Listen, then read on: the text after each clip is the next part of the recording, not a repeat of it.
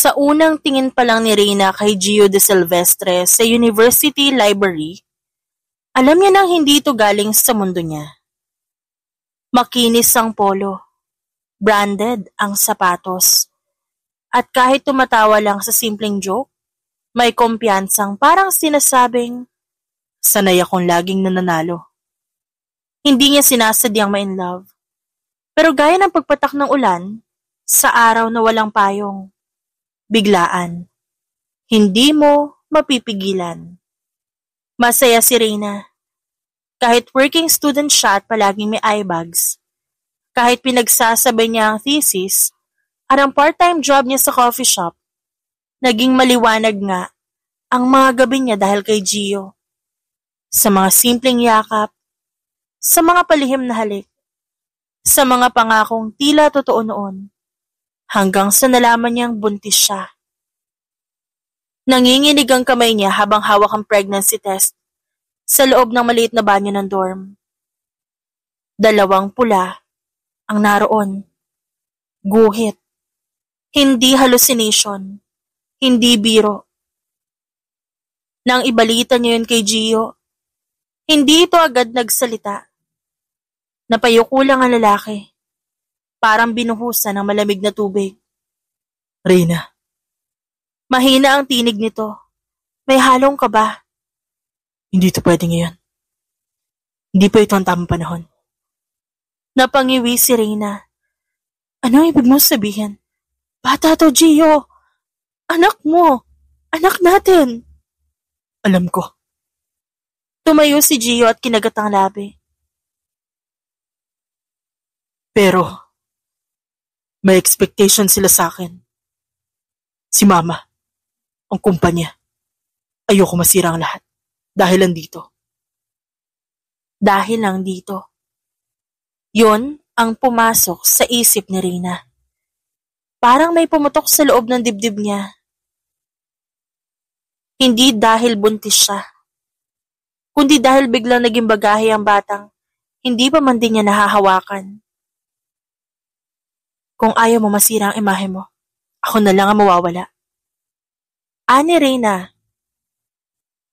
Pilit pinatatatag tinig kahit masag na ang loob. Kaya ko to. Hindi ko kailangan ng tulong mo. Reyna, huwag kang ganito. I just need time. Time. Napatawa siya ng mapait. Ang anak mo. Wala nang ang oras para sa'yo, Gio. Kasi sa sandaling to, pinili mo na kung sino ang importante. Importante din ang magiging anak ko kay Samantha. She's pregnant too. Lalong nanlumo si Reyna sa narinig. Tumango siyang pinupunasan ng luha sa kanyang mata. Malinaw na sa kanya lahat, Gio. I was your top secret. I'm the other girl. At ang tulad ko, nararapat lang manatili sa dilim. Sa dulo. Totoo nga. Pinili siya ni Gio. Pinili siyang iwan. Pinili siyang itago sa likod ng pangalan at reputasyon. At habang nakatalikod, habang naglalakad siya palayo, pasan ng mga hakbang, alam ni Reyna na hindi siya ang talunan. Dahil minsan, ang kababaihang iniiwan, sila rin ang natututong tumindig. Laking pasasalamat din ni Reyna na tinanggap siya ng buo ng kanyang mga magulang kahit pa nagkamali siya. Naramdaman niya na hindi siya nag-iisa sa laban, na may masasandalan siya. Makalipas ang 10 taon, naging matagumpay rin si Reyna hindi lang sa pag-aaral kundi pati sa buhay. Nakapagtapos siya ng pag-aaral at ngayon isa ng respetadong pediatrician. Habang ang mga anak niya parehong nag-aaral sa elementarya, katuwang niya sa buhay. Hapon na makalabas siya ng klinik. Dali-dali siyang sumakay ng kotse at nagmaneho para sunduin ang quintuplets na sa mga oras na yon, alam niyang nabuburyo na kahihintay sa kanya. Kung bakit pa kasi, nakalimutan ko sila ipasundo sa driver nila. Ay nako, inis niyang saad sa sarili. Nakahinga siya ng maluwag nang makita ang mga ito na masayang naglalaro sa waiting shed, kasama ang isa pang bata na ngayon niya lamang nakita. Pinarada niya ang sasakyan at nagpunta sa mga ito. I'm so sorry kids, Mama is late again. Pero magiliw siyang sinalubong ng 5. How's your day? Ayos lang po, Mommy. Sagot ni Gwen. Napagod ba kayo kakahintay? Tanong niya habang nagmamaneho. Ang 5 naman sa likod, panay ang hikab. A little bit tired, Mommy. Sagot ni Remy. Mainit ang hapon, kinabukasan, at bahagyang may alinsangan sa loob ng klinik kahit pa naka-aircon. Nakaupo si Reyna sa harap ng computer. Tinatapos ang progress note ng huling pasyente, habang inaayos ni Nurse Lani ang susunod na file. Doktora, last patient po for today. May lagnat daw mula kagabi. Ani Lani, iniabot ang folder. Walk-in, hindi taga rito. Okay, papasukin mo na. Sagot ni Reyna, habang inaabot ang record. Binuklat niya ito. Nang walang pag-aalinlangan. Sanay na siya sa ganitong routine. Ngunit nanigas ang kanyang daliri. Sa sandaling mabasa ang nakasulat na pangalan sa file. Gabriel Di Silvestre, 10 years old. Napasinghap siya. Pinilit niyang huwag magpakita ng reaksyon. Pero tila tumatalbog ang puso niya sa lakas ng tibok nito. Parang drumline sa parade. Di Silvestre. Isang apelyido na halos isang dekada niya nang iniiwasan. Isang pangalan na minsan naging pangarap bago naging multo. Humigpit ang hawak niya sa folder. Posible naman nagkataon lang, di ba? Common surname. Hindi lang naman si Gio ang Di Silvestre sa buong Pilipinas. Pilit niyang rason sa sarili. Pero parang ayaw maniwala ng kanyang kalooban.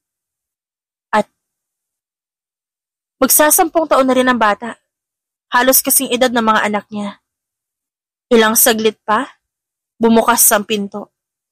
Pumasok ang isang batang lalaking namumutla, pero matikas pa rin ang tindig. Kasunod ang isang babae, na halos ikalaglag ni Reyna, ang stethoscope na hawak ng makita. Mataas ang cheekbones nito. Maputing makinis ang kutis. Suot ang mamahaling shades at isang designer bag na hindi mabibili sa sale. Kilala niya ang postura. Kilala niya ang ngiti. Yung tipong hindi ngumingiti ang mata. Good afternoon. Bati ng babae. Pinasimpleng inilibot ang tingin sa maliit na klinika bago tinanggal ang sunglasses. Pasensya na, Doc. Nagkataon lang na dito kami na destino ngayon. Emergency trip? Hindi agad nakasagot si Reyna. Pinagmasdan niya ang bata. Maputi. May pamilyar na hugis ng mata. Hindi. Imposible. Pero sa loob-loob niya, may gumapang na kaba. Ang klase ng pakiramdam na alam mong may bagyong paparating kahit maaraw pa. Ikaw si Gabriel? Tanong niya. Pilit pinapatatag ang boses. Tumango ang bata. Opo. Nakangiting tumango ang ina nito. I'm Samantha. Samantha Villarreal de Silvestre. At doon tuluyang nanginig ang laman ni Reyna. Kilala niya ang pangalang yon. Minsan naging +1 ni Doña Elvira sa isang charity ball. Isa sa mga paborito raw na prospect para kay Gio. Mabilis na humirot ang puso niya. Ngunit mabilis din niyang pinatatag ang sarili. Hindi siya pwedeng pangunahan ng emosyon. Hindi ngayon. Hindi rito. Okay, Gabriel. Ani Reyna. Pinilit ngumiti habang binubuksan ang drawer ng thermometer. Tignan natin kung gaano kainit yung pakaramdam mo. At habang sinusuri ang kalagayan ng bata, tahimik niyang tinago ang bagyong unti-unting nabubuo sa loob niya. I remember you. Ikaw ba yung ex ni Gio? What a small world. Let's go, Gab. Ginagamot ko ang bata, Samantha. Lamunin mo muna yung pride mo kung gusto mong gumaling ang anak mo. Matigas niyang sabi. Hindi na. May private doctor naman kami. Oh? Ba't dito ka pumunta? Kung may doktor naman pala kayong pampribado. Ano the trip mo lang? Because it's emergency. Hiyaw ng babae. Yun naman pala. Tapos ngayon aalis kayo.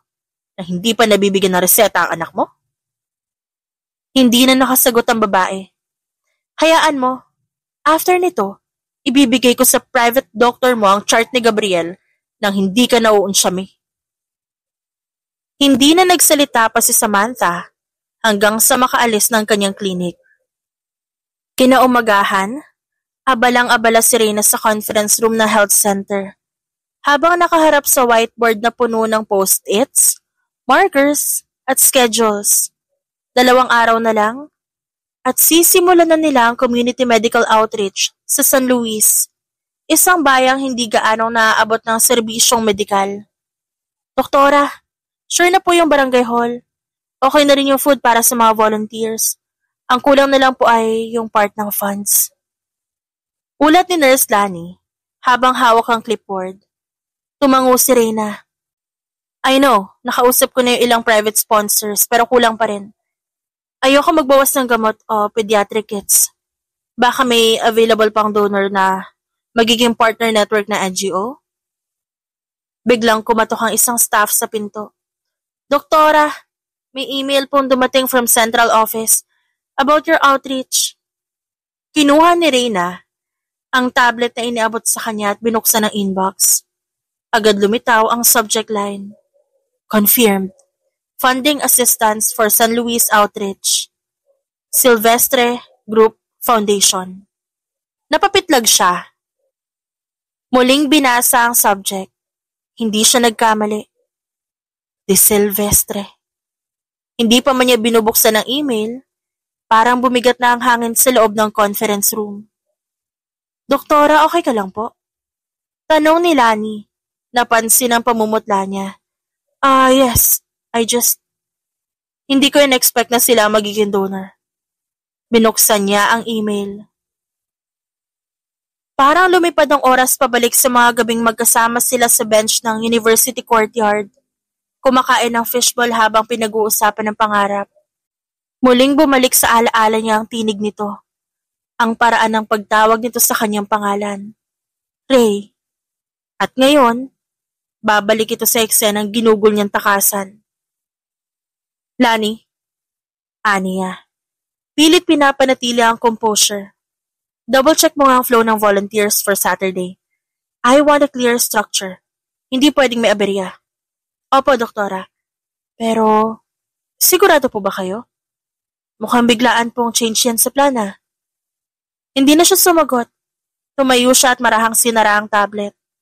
Pinilit niyang iayos ang folder sa mesa kahit nanginginig ang kamay. Alam niyang hindi na siya yung dating Reyna, na madaling magpadaig. Isa na siyang pediatrician, may sariling pangalan, may 5 anak na bawat isa'y dahilan ng kanyang pagbangon. Pero sa darating na outreach, hindi lang bata ang kailangang gamutin. Malamang pati puso niya. Maaga siyang nagising sa unang araw ng outreach. Ang araw ay tila hindi pa bumabangon nang magising siya sa tunog ng alarm at sa ingay ng 5 boses na halos sabay-sabay naghahanda sa sala. Mom! Naiwan ko yung extra ID ko. Yung sandwich ko walang palaman. Wait lang. Sino kumuha ng cup ko? Yung navy blue yun. Suot ko kahapon. Napailing siya habang pinipilit ayusin ang kanyang buhok sa harap ng salamin. Hindi niya na kailangan ng kape. Ang mga anak niya mismo ang energy boost sa umaga. Okay mga anak, sabi niya habang tinutupi ang stethoscope sa bag. Reminder, we're going to help, not to play. So, behave ha. Syempre po, Doc, Mom. Sabay-sabay na tugon ng 5 bata na parang nag-iensayo para sa choir competition. Nang makarating sila sa barangay hall ng San Luis, agad silang sinalubong ng mainit ng ngiti ng mga volunteers. Mabilis na nag-set up si Reyna ng consultation area habang ang mga bata ay kusa ng gumalaw. Si Rain, ang panganay sa quintuplets by 2 minutes, abala sa pag-aayos ng mga gamot sa lamesa. Si Gwen, laging maingat at organisado. Nagsasaayos sa mga forms sa registration. Si Ralph at Giovanni, masaya sa pagbo-volunteer na tagabuhat ng mga supply mula sa van. At si Remy, ang pinakabata, hawak ang checklist na parang secretary sa isang executive board meeting. Doc Reyna, swerte niyo naman sa mga anak niyo. Para kayong instant team. Biro ng isang nurse habang binibilang ang mga boxes ng paracetamol. Ngumiti siya at bahagyang napapailing. Nagpatuloy ang araw sa bilis ng pulso sa emergency. Dumagsa ang mga pasyente, mga batang may ubo, matatandang may rayuma, at mga buntis na kailangang ma-check up. Walang patid ang kilos ni Reyna, ngunit sa tuwing mapapatingin siya sa mga anak niya na abala, disiplinado, at masayang tumutulong, nawawala ang pagod niya. At sa loob ng hall, naramdaman ni Reyna ang pagsinghap ng hangin. Parang may nagbukas ng pinto ng nakaraan. Doktora! Bulong ni Lani. Tumingin sa labas. Nandito na po si Sergio de Silvestre. Mabigat ang clipboard sa kanyang kamay, pero mas mabigat ang pakiramdam sa dibdib ni Reyna nang marinig ang sinabi ni Lani. Halos hindi niya narinig ang kasunod. Tila naging background noise ang dagundong ng electric fan, ang tawanan ng mga bata at ang maingay na pakpak ng langaw sa sulok ng tent. Hindi siya agad tumingin. Para bang kung hindi niya titignan, hindi ito totoo. Pero may bahagi sa kanyang katauhan na nagsimulang manigas. Isang ina na sanay na sa giyera, pero hindi sa ganitong uri ng labanan. Lani. Mahinang bulong niya habang nakapako ang tingin sa medical chart sa harap niya. Sigurado ka ba? Opo, doktora. Siya po mismo. And parang nakita na po niyo yung mga anak niyo. Doon na siya nagtaas ng tingin. At sa may pintuan ng barangay hall, nakatayo si Gio. Nakasuot ng simpleng polo at maong. Ngunit sa laki ng presensya nito, tila na wala na espasyo ang buong paligid. Hindi siya gumalaw. Ngunit ang damdamin niya, gumulong pababa sa bituka at bumalik paakyat sa lalamunan. Sa dami ng pinlano niya sa outreach na ito, hinding-hindi niya inaasahang darating ang araw na ito. Ang muli silang magkakaharap. Tumingin si Gio sa paligid, para may hinahanap, hanggang sa magtagpo ang mga mata nila. Ang sulyap na yon, walang salitang binitiwan pero nagsabi ng lahat. May tanong, may pagkagulat, may galit, guilt, pagkahiya, hindi niya alam at ayaw niyang malaman. Diretsong lumapit si Gio. Mabagal, maingat, para bang takot siyang, baka bigla siyang maglaho. Reyna. Mahina ngunit malinaw ang tono ng boses nito. Mr. de Silvestre. Sagot niya. Malamig ang tono at matatag ang tindig. Tila wala siyang anak na may kopyang-kopyang panga ng kaharap niya. Napakurap si Gio. Tila nasaktan ang formalidad na yon. Pero hindi nagpadaig. Ang tagal. Sabi nito, di ko inakalang. Ikaw magiging head na outreach na to. Ikaw rin. Hindi ko inakala magpapakita ka. This is not your thing, I suppose. Bahagyang natawa si Gio. Pilit at hindi komportable. Marami na nagbago. Tinignan siya ni Reyna mula ulo hanggang paa. Halata nga. May sandaling katahimikan. Sa likod nila abala pa rin ang mga bata. Nagpupunas ng pawis, nagpapahinga, nagtatawanan. Si Remy, ang bunso, palihim na sumusulyap kay Gio sa kabumulong kay Rain. Ate, kamukha niya si Kuya Giovanni, no? Si Reyna narinig yon. At si Gio narinig din. Malamang. Kaya nang pinangalanan niyang Giovanni ang anak, dahil kuha yon kay Gio. Kuhang-kuha ng bata, ang hulma ng mukha ng lalaki. Bahagyang napalingon si Gio sa mga bata. Unti-unting lumalim ang tingin nito. Parang may sinisimulang pagdududa o baka kumpirmasyon. Reyna. Anito, mababa ang boses. May halong panginginig. Sila ba? Mabilis ang pagsagot ni Reyna. Hindi niya na hinayaang matapos ang tanong. Hindi to ang tamang oras, Gio. Diretso ang tono niya, matatag. Pero sa loob-loob niya, may lindol na gustong sumabog. Marami pa akong pasyente. At marami nangangailangan ng atensyon. Kung gusto mong tumulong, makakahanap ka ng table na walang tanong-tanong. Sabay talikod niya, iniwan niya si Gio sa gitna ng mga mata ng anak nilang hindi pa niya pinapakilala. At sa likod ng clipboard na hawak niya, pinigilan niyang manginig ang mga daliri. Pagod na pagod si Reyna. 3 araw na tuloy-tuloy ang medical outreach. At ngayon balik siya sa kanyang comfort zone, ang kanyang clinic. Tahimik, malinis, at walang masyadong tanong. Nakaayos ang stethoscope sa tabi ng record files. May banayad na tugtog na instrumental jazz mula sa portable speaker. At may mainit na salabat sa mug sa gilid ng desk.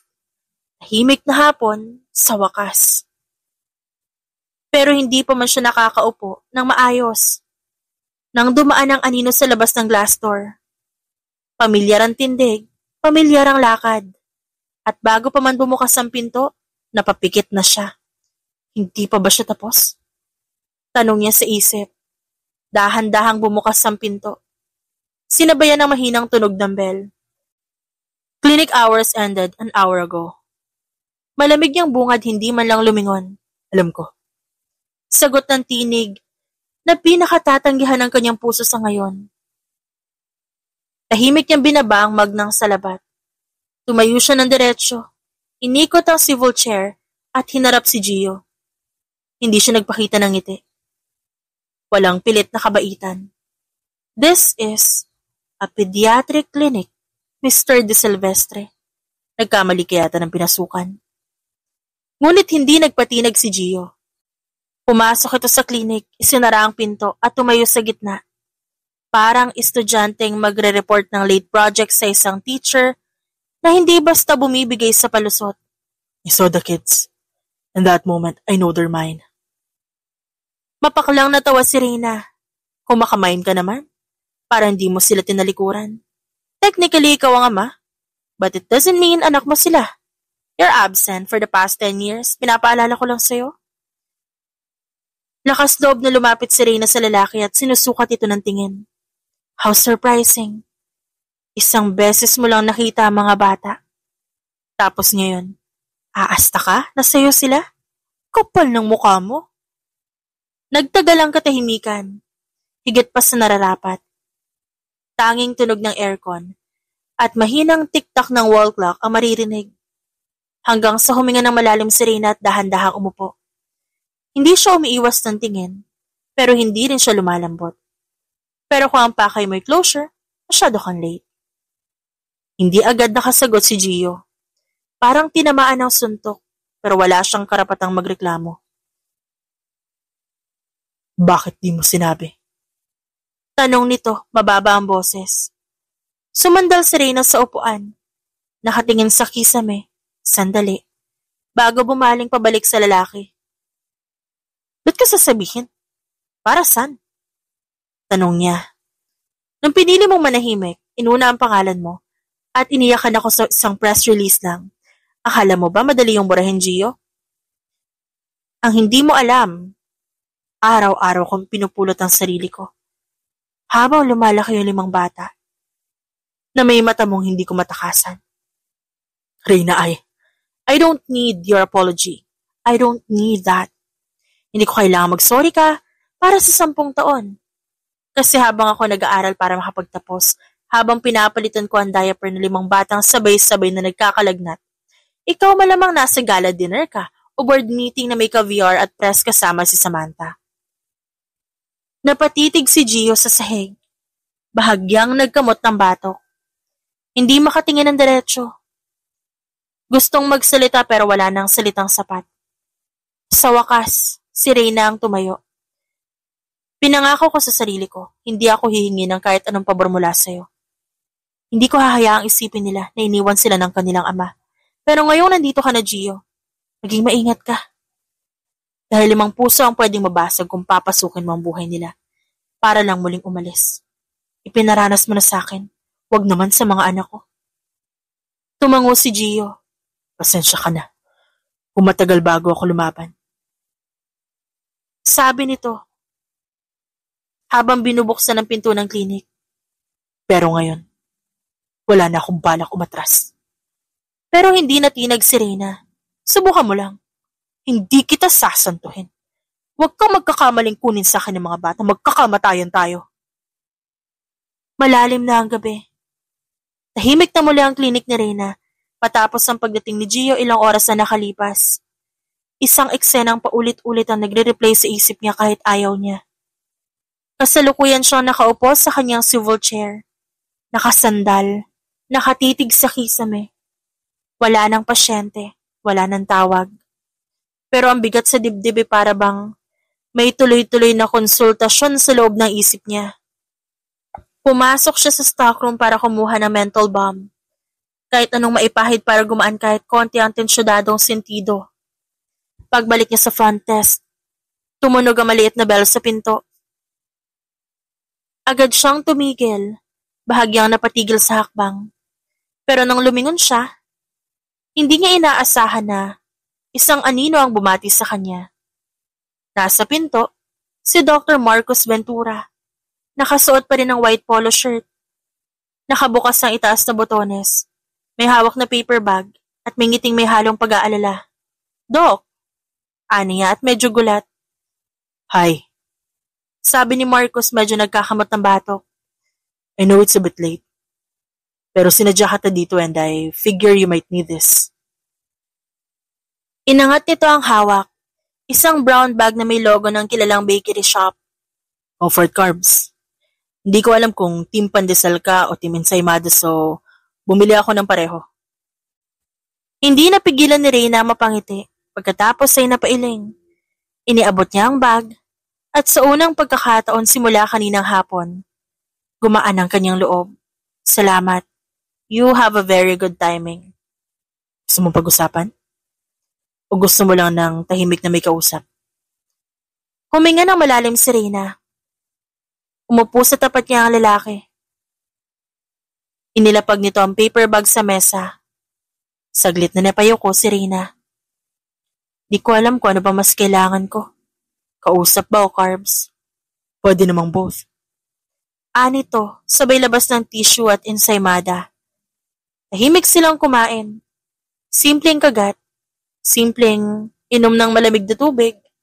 At sa gitna ng katahimikan si Marcos ang unang nagsalita. Siya ba ang ama? Hindi agad nagsalita si Reyna. Umiling siya ng dahan-dahan. Ang daming taon kong inalagaan ang kapayapaan ko. And just like that, he walks in and turns everything upside down. Hindi nagtanong pa si Marcos. Tumango lang ito. Walang pakialamerong tono. Walang pressuring concern. Alam ko. May kakilala akong doktor na kapag masyado na mabigat ang araw ang sagot niya lagi. Steak at wine. Napalingon si Reyna. Kunot noo. Doktor yan? Oo. Magaling na pedya. And shockingly, ikaw yan. Kaya naisip ko baka gusto mo mag-dinner. Napatingin si Reyna sa kanya. Saglit na natigilan. Hindi ito fast move. Hindi rin ito sapilitan. Kalmado, genuine, at higit sa lahat safe. Dinner? Ulit niya. Ngumiti si Marcos, nakahilig sa armrest ng bench. Dinner. Walang pressure. Wala expectation. Just you, me, a fancy place, and probably an overpriced wagyu. Para lang mapalitan yung huli eksena ng ginampanan mo ngayong araw. Kasi honestly, you deserve better. Tahimik si Reyna, pero sa puso niya, may bahagyang luwag. Hindi dahil sa may tinatakasan siyang problema, kundi dahil sa wakas, may puwang siyang tumawa at huminga at ipaalala sa sarili na hindi lahat na lalapit sa kanya may dalang sakit. Okay, sagot niya sabay tango. Sasama ako, but I swear, kung may table napkin na may gold embroidery, lalabas ako agad. Deal. Natatawang sagot ni Marcos. Pero kung may gold napkin, ako na lang kukunin mo souvenir. Napatawa si Reyna. At sa gabing yun parang ang bigat ay bahagyang nabawasan. Sariwa ang pulbo, banayad ang halimuyak ng vanilla sa kanyang balat. At mas eleganteng tingnan ang suot niyang deep blue satin dress na may slit sa gilid. Hindi sobrang revealing, pero sapat para malaman ng sino mo makakita na hindi lang siyang isang ina. Isa rin siyang babae. Minsan lang siyang lumabas ng ganito. Minsan lang din ang gabing ito. Hinintay siya ni Dr. Marcos Ventura sa harap ng main entrance ng La Serrata, ang fine dining restaurant na pangkaraniwang laman ng magazine lifestyle pages. Nakatayo roon ang Sir John, nakaputit navy na blazer, may simpleng ngiti na may kasamang kagalang-galang na paghanga. Wow! Sambit ni Marcos habang inaabot ang kamay ni Reyna. You look unfairly stunning. Napatawa siya, kahit may bahagyang hiya. Ikaw yata ang unfair dito, Dok. Ang gwapo mo masyado para sa date na to. Tumawa si Marcos. Inalalayan siya papasok sa loob ng restaurant. Kalmado, confident, gentleman sa lahat ng aspeto. Magaan ang usapan nila habang hinihintay ang appetizers. Tungkol sa outreach, mga anak niya, at ilang medical anecdotes. Natural si Marcos sa pagiging charming at higit sa lahat sincere. Sa sobrang tagal na ni Reyna sa pagiging defensive, nakakapanibago ang pakaramdam ng seguridad hanggang sa Good evening, Señora de Silvestre. Bati ng waiter sa kabilang mesa. Kasunod na isang pamilyar na tinig na mas gusto sana iwasan ni Reyna buong gabi. Reyna? Oh no. No. Lumingon siya. At naroon, ang reyna ng mga insulto. Nakasuot na emerald green gown na parang laging handang rumampas sa operang wala namang audience. Elvira, bati ni Reyna.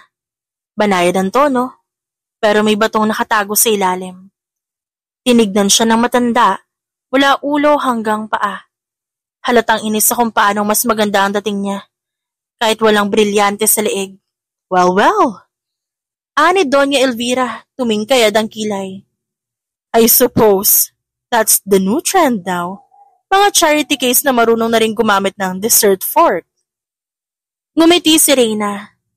Yung tipong iting parang hindi nasaktan, pero naglalatag na ng landmine sa paligid. Of course. Tugon niya, habang kinuha ang wine glass. At least kami mga charity case. Hindi kailangan ng media coverage para sa bawat galaw. We eat with dignity, not with photographers and paparazzi. Bumilog ang mata ni Marcos, napatingin kay Reyna. What she said was clean but savage. Pero hindi pa tapos si Elvira.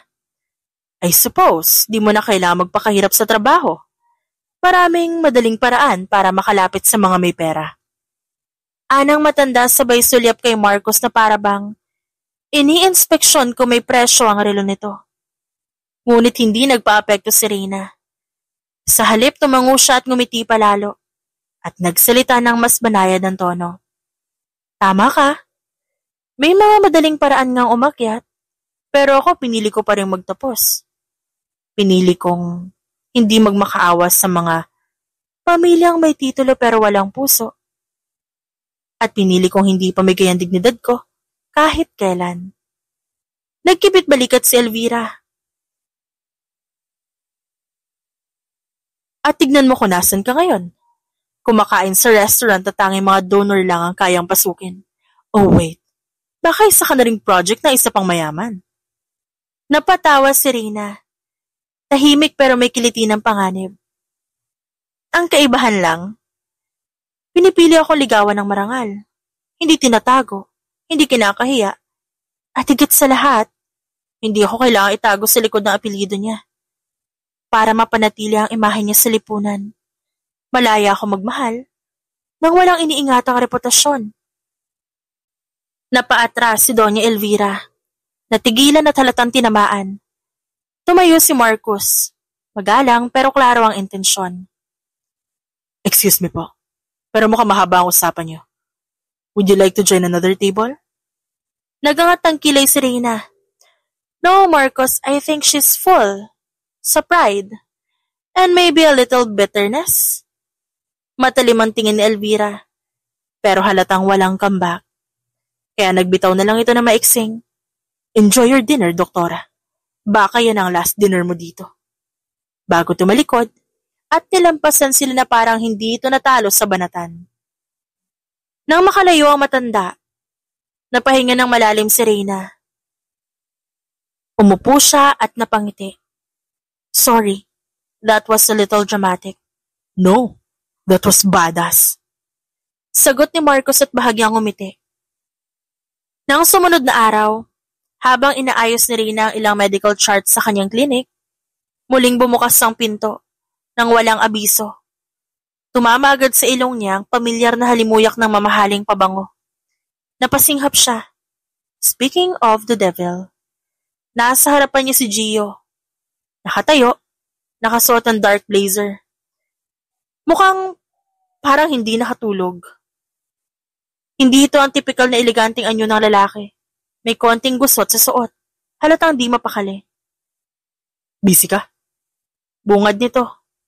Malamig ang boses. Hindi siya tumingin agad. Chinek niya ang isang entry sa chart bago nagsalita. Depende kung worth it ang istorbo. Bahagyang kumayom ang baka ni Gio. Sino siya? Excuse me? Yung lalaking kasama mo kagabi. Sa restaurant. Oh, you mean Marcos. Dr. Marcos Ventura. Cardiothoracic surgeon? Mabait.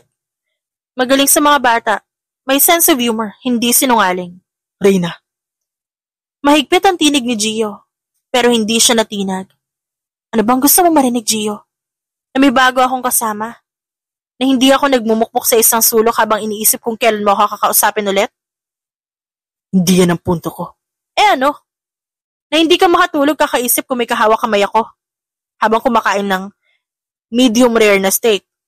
Mas malala nga sa'yo eh. Nagpakasal ka sa ibang babae habang pinagbubuntis ko mga anak mo. Reyna, may karapatan akong. Karapatan? Gosh! You lost that right 10 years ago. The moment you choose your image, your reputation, and your mommy over me and your children. Hindi mo pa sinasagot yung tanong ko. Kita sa mukha ni Gio ang pagtitimpi. Hindi mo kailangan ng sagot, hindi mo rin deserve. Gusto mo ba talaga siyang gamitin para pagsilosin ako?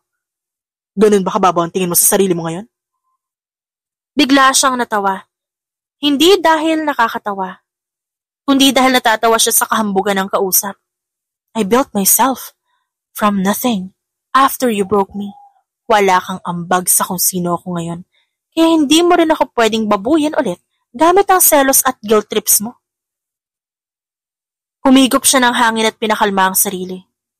Hindi niya ito dapat hayaang basagin ang peace niya. Hindi ngayon, hindi na muli. I suggest you leave. Wala rin namang patutunguhan to. Busy ako, may mga batang umaasa sa akin. Sandaling nanatiling nakatayo si Gio. Parang gusto pa sanang magsalita. Hindi pa man nagsasara ang pinto ng klinik. Narinig na ni Reyna ang pamilyar na yabag sa hallway. Sabay-sabay, parang rally ng 5 maliliit, pero malalakas na pa ang galing sa school. Mommy! Sunod-sunod na sumulpot ang quintuplets. Bit-bit ang kanika nilang backpack at energy ng 5 shot ng espresso. Nasa unahan si Remy. Palaging nauuna sa lahat. Sumunod naman si Rain, na may hawak pang science project na hindi pa rin tapos. Si Gwen, nagbabasa habang naglalakad. Si Giovanni, tahimik pero matalim ang tingin sa paligid. At si Ralph, na palaging unang makahalata ng kakaibang vibes. Pero hindi sila nakakapwesto agad. Nagsalita na si Ralph sabay kindat sa mga kapatid. Did you see that? Anong nakita?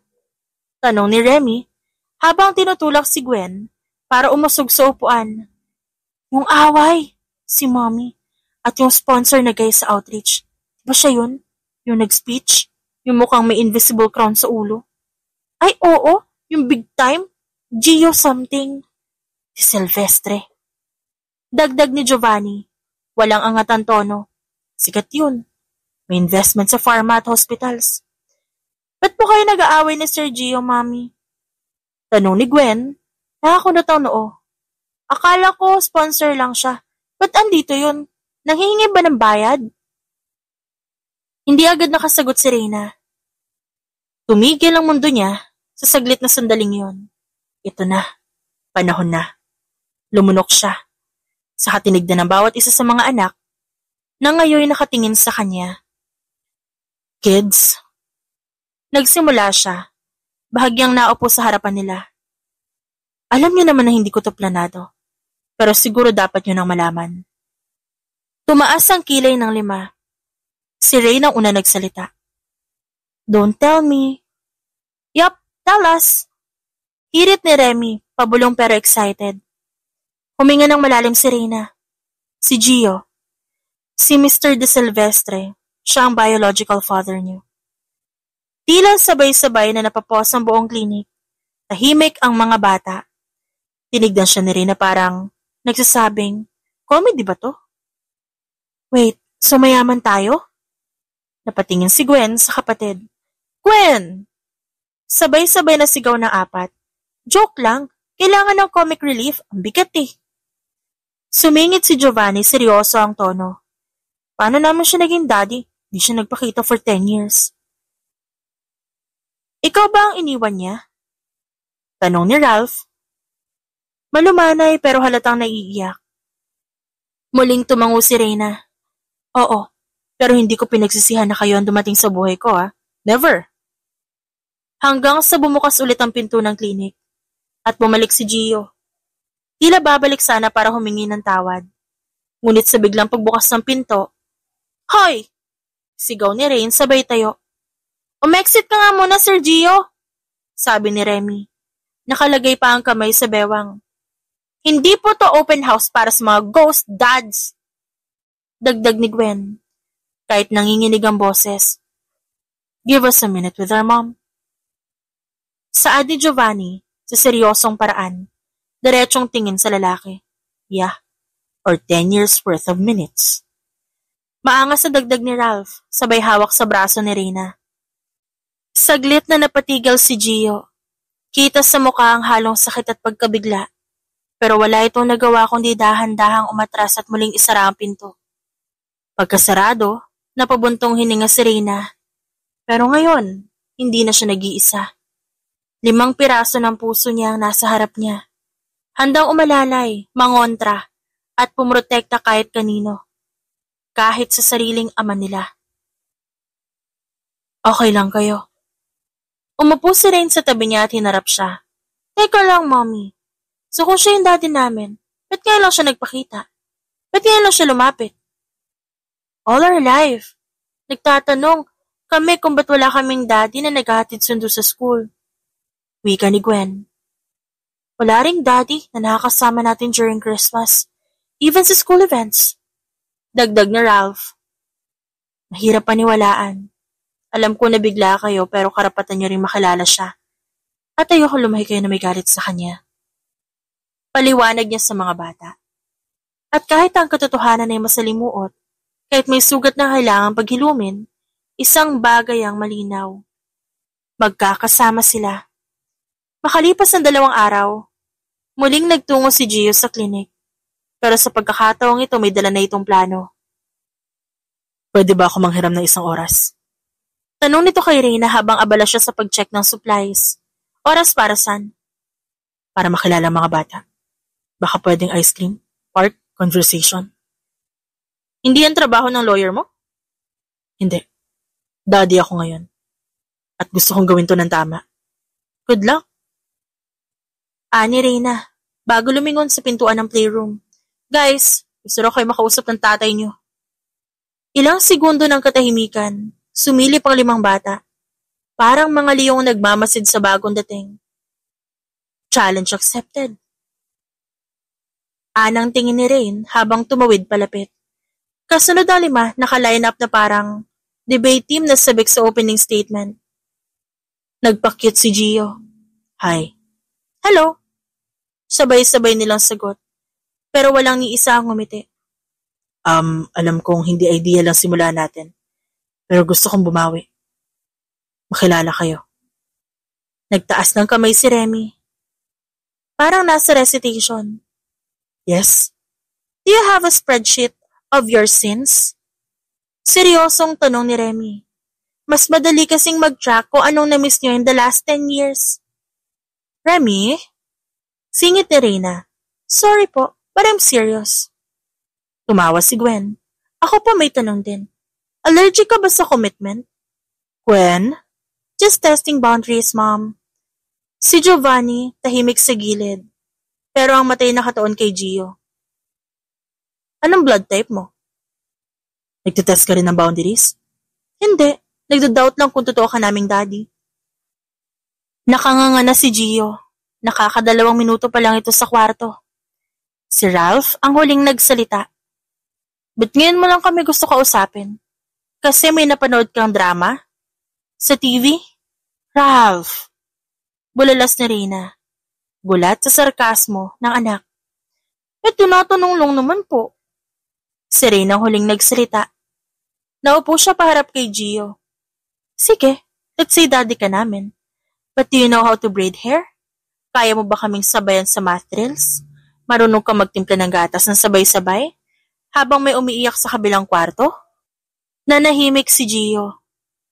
Di mo kaya, di ba? Kasi wala ka dun. Sa kahit alin dun. Napatungo si Gio. Tuluyan ng walang maisagot. Sa gilid, nakatingin lang si Reyna. Hindi niya akalaing ganun katapang ang mga anak niya. Nakakatuwa, nakaka-proud. Pero medyo nakaka-awkward din para sa lalaking pilit na binubuo ang tulay sa 5 batang may sarili ng mundo. Okay, fair.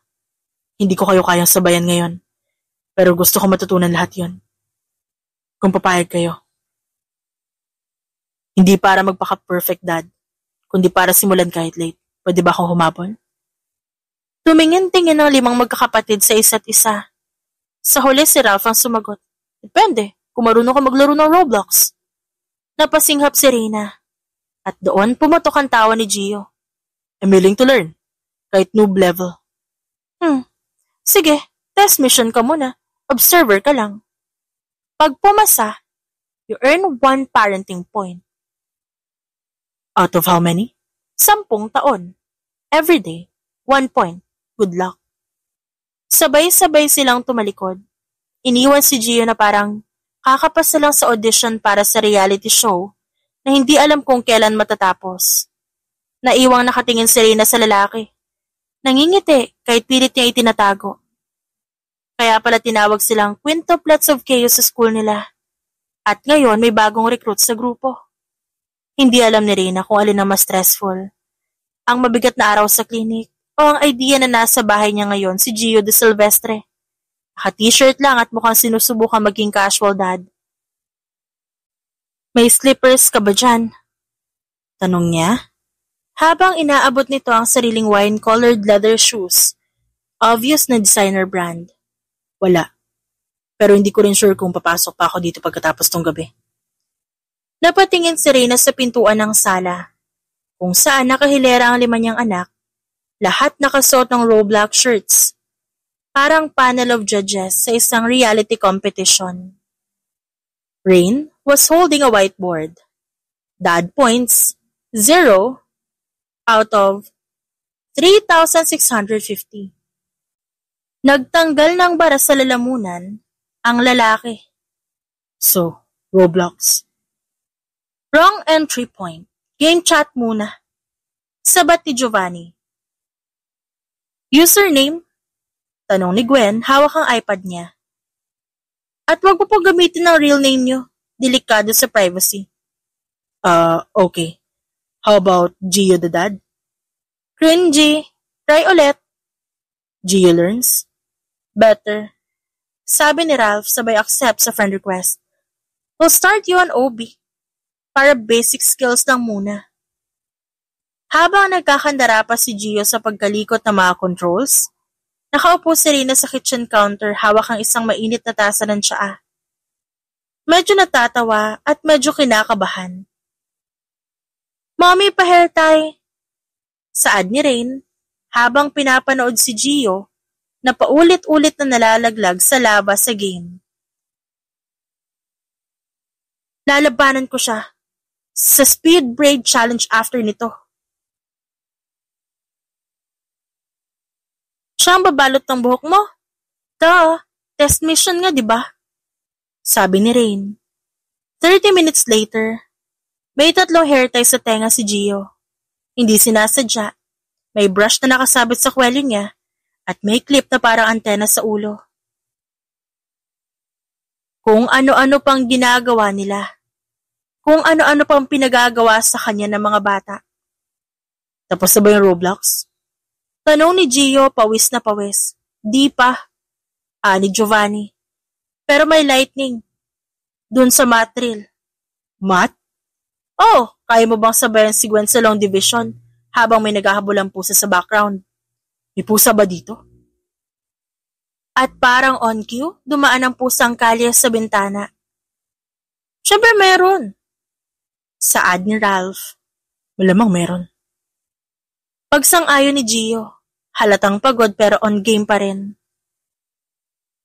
Pagtapos ng buong araw na kaguluhan, nagtipon-tipon ng magkakapatid sa sala. Habang hinahatid ni Reyna si Gio sa pinto. Sa wakas tapos na ang test mission. Huminto si Gio bago lumabas. Salamat. Kahit sa isang point lang. Tumango si Reyna. Pero ramdam niya ang sincerity sa tono nito. Malay mo next time makadalawa ka. Sabi niya. Paglingon niya, nakita niya ang mga bata sa loob, tila pagod pero kontento. Hindi madali, hindi instant, pero may simula na. At sa gabing yon, habang pinapanood ni Reyna si Gio na pala yung naglalakad sa labas, unang beses niyang inamin sa sarili. Hindi lang mga bata ang sinusubukang abutin ni Gio, kundi pati na rin siya. Hindi pa man siya nakakaupo sa consultation room. Naroon na agad si Reyna at Remy. Parehong may hawak na laminated brochure. Mommy, look, may beach villa daw. May pool, may arcade, may buffet. May slide pool, Mommy. Dagdag ni Rain. Kasing intense, nang pagpipresenta na parang nasa Shark Tank. Tumaas ang kilay ni Reyna. Saan niyo nakuha yan? Kay Daddy Gio. Umugot siya ng malalim na hininga. Makalipas ng ilang minuto, hinarap niya si Gio sa hallway ng clinic habang abala ang mga bata sa kantin. Vacation? As in overnight out of town? Ngumiti si Gio. May bit-bit pang travel binder. 3 days lang. Sa resort na pagmamay-ari ng family friend namin. Safe. Exclusive. Malapit lang din. May kasama rin si Samantha at Gabriel. Para hindi sila ma-OP. Samantha. Gabriel. Ulit ni Reyna. Yeah, you know. Si Gabriel, my son. At si Samantha, well, she's organizing the trip. So may committee pala. Ray, para to sa bonding with the kids. Hindi kita inaagawan. Gusto lang namin makasama sila sa masayang paraan. Masaya or power move? Nagkatinginan sila. Walang gustong umatras. Pero bago pa niya mabigkas ang definitive no, dumating ang anak niyang si Giovanni na may hawak ng checklist. Mom, please. We already planned our outfits per day. May marine biology walk sa hapon. Gusto ko yun. Napapikit si Reyna. Wala siyang panalo kapag sabay-sabay ang 5 yon. Okay, fine. Pero may kondisyon. Later that day, sa phone call kay Marcos. Kailan ba tong trip na to? Tanong ni Marcos habang tumatawa. May gusto ka ba talagang iwasan? O gusto mo lang ako iparada? Hindi kita ipaparada. Diin ni Reyna, kahit halatang half-lie. Oh really? Kasi sa tono mong yan, parang gusto mong escortan ka pa palabas na helicopter. Napairap si Reyna, pero hindi maitatangging medyo natatawa din. Gusto ko lang ng backup. At hindi ka lang basta backup. Mabait ka. Responsable. Hindi mo sinaktan ng emotional kong inner child. Plus gusto ka ng mga bata. Ano ako, reward card? Discount coupon. Tumawa si Marcos. Okay, fine. Count me in. Magdadala ako ng sunblock, charm at konting pagkapilo just in case. Pagkababa ng tawag, nakaupo si Reyna sa sala. Pinagmamasta ng 5 anak na sabik na nag-aayos ng travel bags. Hindi niya alam kung anong mas nakaka-stress. Ang vacation itself, si Samantha na co-organizer, Si Gio na gusto ng bonding, o si Marcos na all too willing na sumakay sa kaguluhan. Isang malaking halo ng taong mahal niya, dating minahal o baka mahal pa rin. One thing was clear, this wasn't just a beach trip. This was a war in a paradise. Sa veranda ng resort, tanaw ni Reyna ang mga anak na abalang naglalaro sa shoreline. Si Marcos nasa malapit, naka-shades, at nakaupo sa lounger. Panakanak ang sumusulyap sa kanya para i-check kung ayos lang siya. Pero ang atensyon ni Reyna ay nasa paparating na babae. Naka-wedge heels kahit nasa buhangin. May hawak na glass ng white wine kahit umaga pa lang. Dr. Alvero, bati ni Samantha. Ang tono ay matamis pero may lason. Napaka-professional mo pa rin kahit naka-beachwear. Laging ready for emergencies? Ngumiti si Reyna, mahinahon. Well, unlike others, I come prepared. Tumigil si Samantha sa tabi niya, pinagmamasa ng mga bata sa malayo. They look happy. Sayang lang. Dati kasi, si Gabriel lang ang alam naming apo ni Elvira. Hindi natinag si Reyna. Gabriel is a sweet boy. Maswerte siyang lumaki nang walang masyadong kasinungalingan sa paligid niya. Excuse me? Mas sumigpit ang hawak ni Samantha sa kanyang wine glass. Let's not pretend, Samantha. Hindi ako si Gio, na madaling paikutin ng konting luha at baby photos. Anong sinasabi mo? Tumikim si Samantha pero halatang kabado sa boses. Let's drop the act. Remember when you brought Gabriel to my clinic months ago? May lagnat, rashes, elevated BP? Tumango si Samantha. Unti-unting namumutla. Well, I'm a pediatrician. I read records, especially when a child is sick. I saw the inconsistencies, blood type, genetic history, emergency contact, and guess what? The father listed in the hospital system isn't Gio. Never was. Nabitawan ni Samantha ang wine glass. Tumama ito sa sahig at nabasag. Pero wala na itong pakialam. Lahat ng atensyon nito, nasa mga salitang hindi inaasahang lalabas mula kay Reyna. You forged paternity. You used Gio's name to get leverage from the Silvestres. Money, status, security. Shut up! Iritado ang sagot ni Samantha. You don't know what you're talking about. Oh, I do. I just chose to keep quiet. Because Gabriel doesn't deserve the consequences of your lies. Then why bring this up now? Because you're still lying to everyone, and frankly, I don't care about your fake family drama until you started making it mine. Napatingin si Samantha sa direksyon ni Gio na naglalakad palapit sa kanila. Ramdam ang tensyon sa pagitan nila. Smile, Samantha. You've fooled everyone long enough, but not me. Wala sa malayo. Si Gio ay naguguluhan habang lumalapit. Kitang-kita ang pagkabasag ng glass sa sahig. Okay ba kayo dito? Just a little girl talk. Saad ni Reyna na nakangiti, kalmado at composed, about truth and consequences. Ang hangin sa baybayin ay maalinsangan, pero preskong hinipan ng late afternoon breeze. Habang pababa na ang araw, unti-unting nagsisidatingan ng mga bisita sa outdoor dinner area ng resort. Nakaset up ang mga mesang may puting linen, fairy lights, at floral centerpieces. Suot ni Reyna ang isang simpleng off-shoulder summer dress na kulay pistachio. Walang kaplastikan, walang sobrang effort, pero sapat para magmukhang timeless. Napangiti siya nang makitang nakaupo na sa mesa ang mga anak. Si Marcos abala sa pakikipaglaro kay Reyna at Giovanni, habang hinahayaan si Gwen na maglagay ng flower crown sa buhok niya. He fits in so well. Naisip ni Reyna. Too well, actually. Pero bago pa niya maramdaman ang katahimikan, may naramdaman siyang malamig na presensya sa kanan. Si Samantha, naka-high slit maxi dress, pulang-pula, halatang hindi sanay mawala sa spotlight. May hawak itong cocktail at nakapulupot ang braso kay Gio na tila walang interes. Oh, Reina, ang ganda ng dress mo. Nakaka-relax, parang pambahay. Nagkibit balikat si Reina. Walang paapekto sa itsura niya. Salamat.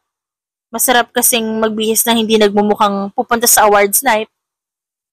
Tumikim si Samantha. Pilit pa ring nakangiti. Habang unti-unting humihigpit ang kapit sa braso ni Gio. Well, iba-iba talaga ang style natin. Pero kung ako sa'yo, I dress up a little more.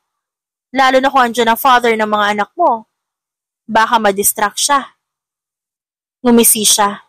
Di naman lahat ng lalaki nadidistract sa kinang.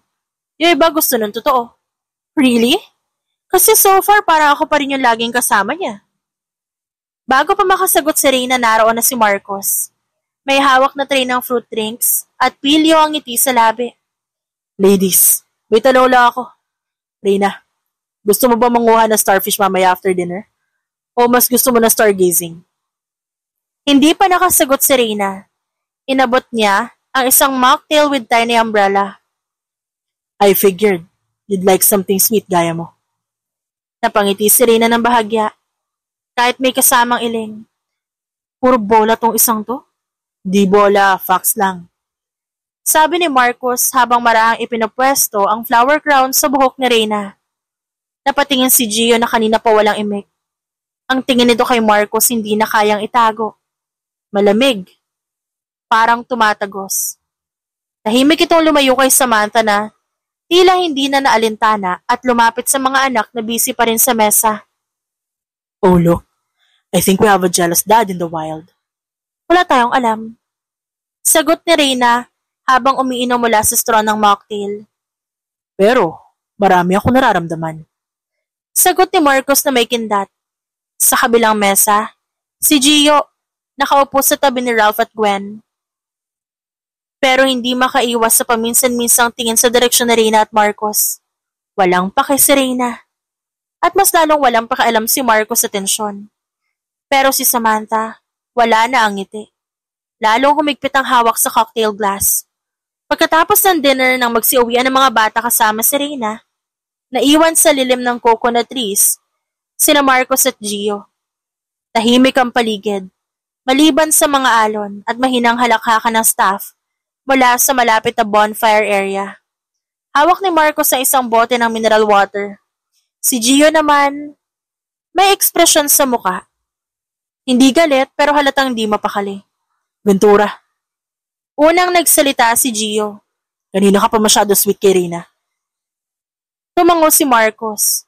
Kalmado. Di ko naman kailangan itago. Di mo rin ba kailangan layuan siya? Kung gusto niya ako palayuin, kaya niyang sabihin. Alam mong hindi siya helpless. Napalunok si Gio, pero nanatiling nakatayo sa kinatatayuan. May pinagsamaan kami, at may 5 anak. 10 taon, Gio. 10 taon siya mag-isa. 10 taon walang suporta. Samantalang ikaw, nasa comfort zone kasama ang nanay mo. Napalayo ang tingin ni Gio. Hindi mo alam ang buong kwento. Maybe you're right. Pero nakita ko kung paano siya maging ina. Kung paano siya ngumiti habang pagod. Kung paano siya magpigil ng galit. At kung paano niya buuin ang sarili niya araw-araw. At hindi ko kailangan ng 10 taon para i-appreciate yun. I'm not saying this to challenge you. Pero kung balak mong bumawi, siguraduhin mo kaya mong panindigan. Dahil kung ang babalikan mo lang ay ang idea ng pagiging ama at hindi ang aktual na sakripisyo ng pagiging isa, huwag mo na siyang guluhin. Humakbang palapit si Gio. Mahal ko si Reyna. Tumango si Marcos, matapat ang sagot. Mahal ko rin siya. Pero ako hindi ko siya iniwan. Tahimik ang pagitan nila. Walang suntukan, walang sigawan. Pero ramdam ang bigat ng bawat salitang binibitawan. Di mo kailangan magselos. Wala akong sa mood makipagtalo. Tumango naman si Gio. Hindi ako nandito para makipag-away. Gusto ko lang linawin na ibang bagay. Tahimik silang dalawa, sandali habang pinagmamasa ng alon. Alam ko na hindi ko anak si Gabriel. Dahan-dahang nilingon siya ni Marcos. Oo, buntis na si Samantha. Nang magsimula kami magkita ulit. At alam ko hindi sa akin yan.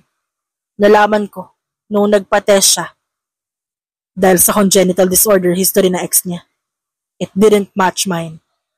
Pero tinanggap po pa rin. Tinanggap. Hindi ganun yun. Pero ako na lang natirang pwedeng tumayo para sa bata. That boy, he was just a baby. At kung meron mang may kasalanan, hindi siya yon. Bakit hindi mo pahiwalayan si Samantha? Tahimik si Gio ng ilang segundo bago muling nagsalita. Kasi alam ko habang tinatanggap ko si Gabriel, ginagamit ninyo ni Samantha laban kay Reyna. She manipulated the situation. Pinaikot niya ako sa guilt. Sa pangalan ng pamilya namin. Sa takot ng mami ko na masira ang imahe namin sa publiko. Ilang beses kong sinubukan tapusin yun. Pero laging may panakot pa ulit-ulit. Pero ngayon, tanong ni Marcos, ngayon wala na akong pakialam. Hindi ko kayang panoorin si Reyna na may halong takot at galit tuwing makikita ako. At mas hindi ko kayang isipin na papalampasin ko pa to. Kung may natitirang chance man, kahit maliit, pipiliin ko pa rin siya. Napayuko si Marcos at tuminga ng malalim. I respect that. Pero sana maintindihan mo na hindi lang ikaw ang kaya magmahal sa kanya. At kung huli ka na, you'll have to live with that. Nagkatinginan sila, hindi bilang magkaaway, kundi bilang dalawang lalaki may parehong gustong ipaglaban. Tahimik na ang paligid ng resort. Ang lamig ng aircon ay kaagapay ng lungkot na unti-unting bumabalot sa puso ni Reyna habang pinagmamasa ng quintuplets na nakaupo sa kanyang kama. Sa may unan sa kandungan, nakakunot ang noo at tila may gustong sabihin. Unang nagsalita si Rain, ang panganay. Mommy, masaya kaming kasama ngayon si Daddy. Napakurap si Reyna. Maya-maya dumungaw si Gwen. Mommy, pwede bang kayo na lang ulit? Napasinghap si Reyna doon. Parang may kumurot sa puso niya. Hindi dahil sa hiling, kundi dahil sa tinig na tila matagal nang may iniindang kakulangan na minsan ay hindi nila sinabi. Hanggang ngayon.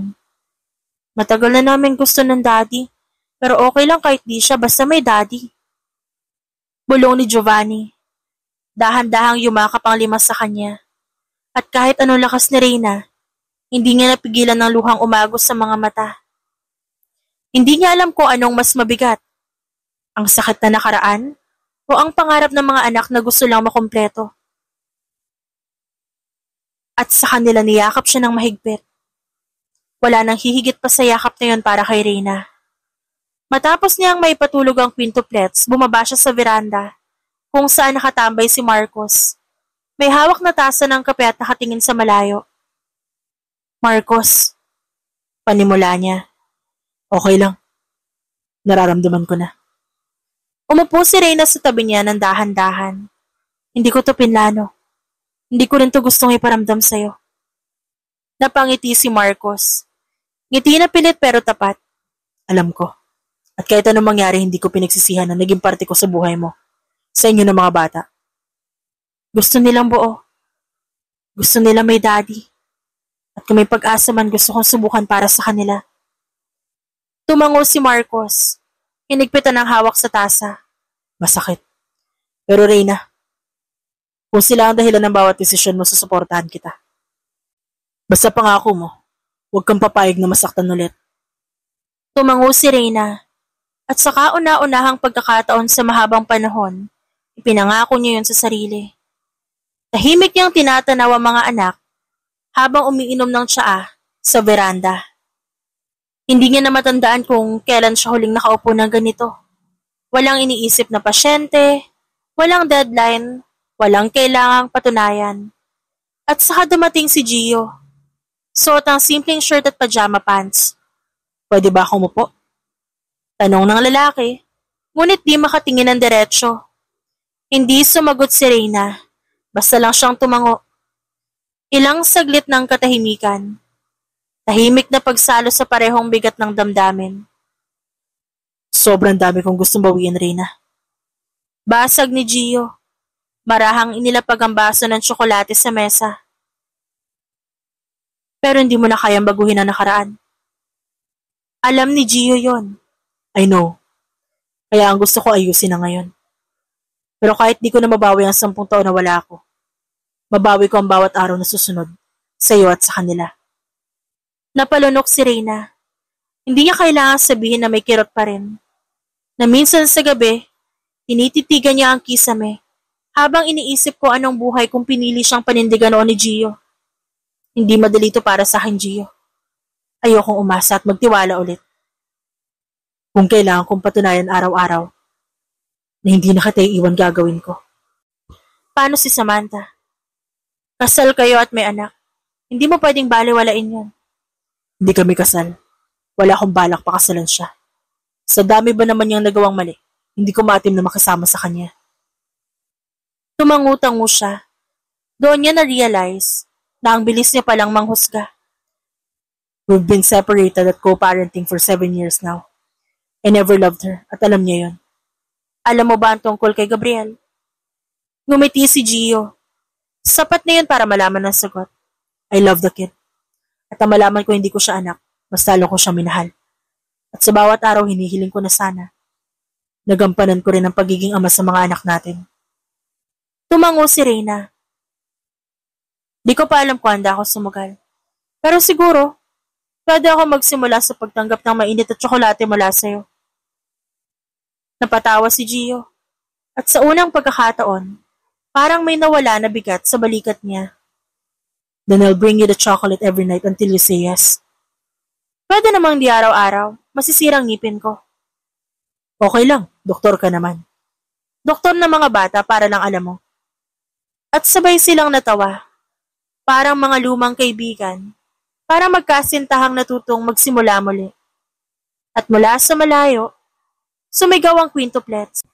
Mommy! Si Daddy nahanap na raw ni Kuya Giovanni! Nagkatinginan silang dalawa. Huwag mo sana silang biguin. Isaad ni Reyna. Pangako. Walang sagot si Reyna, pero ngayong gabi pinayagan niyang manatili si Gio sa tabi niya. Hindi pa man kasal, pero marahil ito na ang unang oo sa panibagong simula. 2 taon nang lumipas, sa isang malawak na hardin na puno ng puting bulaklak. Maraming mesa, masaya ang mga bisita. Malapit sa altar nakatayo ang quintuplets.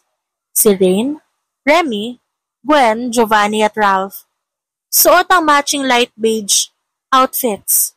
May hawak na bulaklak at papel na may isinulat nilang vows para sa mommy at daddy nila. Ikakasal na si Reyna at Gio. Pero bago ang seremonya, may kakaibang tensyon sa isang bahagi ng hardin. Sa isang gilid naroon si Doña Elvira. Tahimik ito nakaupo sa isang antique chair. Suot ang perlas na necklace at isang light lavender na bestida. Hindi ito mukhang galit, hindi rin mukhang masaya, pero naroon ito at yun ang mahalaga para kay Gio. Lumapit si Gio, bitbit si Gabriel na ngayon ay nasa pangangalaga niya na. Masalamat sa pagpunta. Mahinang sabi ni Gio. Tinignan lang siya ng matanda. I'm not doing this for her. I'm doing this for you. At para sa mga bata. Nakita ko kung paano sila lumalaban. Kung paano sila mag-isip. Para silang ikaw nung bata ka. At saka, dagdag pa ni Doña Elvira habang tinatapik ang ulo ni Gabriel. Mabuti na rin siguro't nawala na si Samantha. Ang tapang-tapang. Pero peke pala ang pinaglaban. Iniwan si Gabriel. Yes, ma. Iniwan niya si Gabriel. Pero ako hindi ko iiwan ang batang ito. At sana, hindi mo na rin iiwan ang pamilya mo ngayon. Sa kabilang banda ng garden, si Reyna pinapalibutan ng quintuplets. Mommy, pumayag si Lola Elvira. Hindi mo siya super happy pero andito siya. Baka naman kasi natakot sa amin. Biro ni Giovanni. Isang buong basketball team kami. Isali natin si Gabriel. Sabay turo ni Remy sa paparating na si Gio, hawak-hawak si Gabriel.